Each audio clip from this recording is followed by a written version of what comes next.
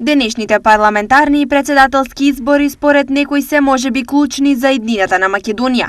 Двете клучни конкурентски партии промовираат Европа и подобар живот, но дали граѓаните веруваат во тоа?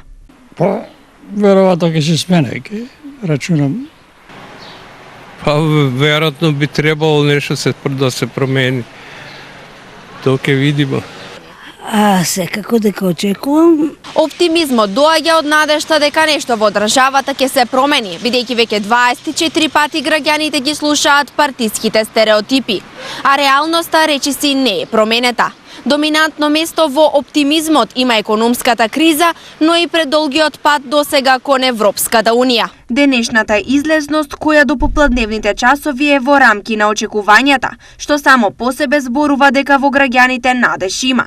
Прашање е дали ќе бидат избрани вистинските лица за исполнување на очекувањата. Јас сакам да се случат промени во смисол на судството, на образованието најпрво.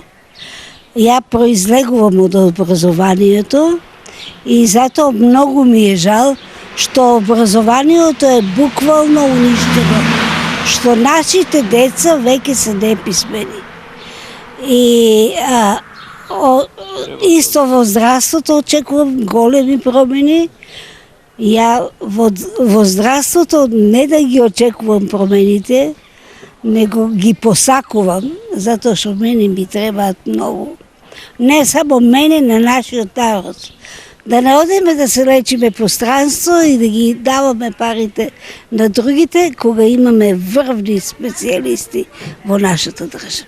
И нашите деца да остануваат овде. Тешко дека ќе се променат. Променики.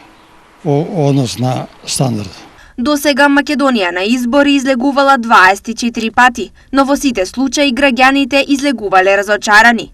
Освен неисполнетите ветувања, тие се сведоци и на корупциски скандали, непотизам и други девијации. Може ли овие избори да бидат поинакви од досегашните?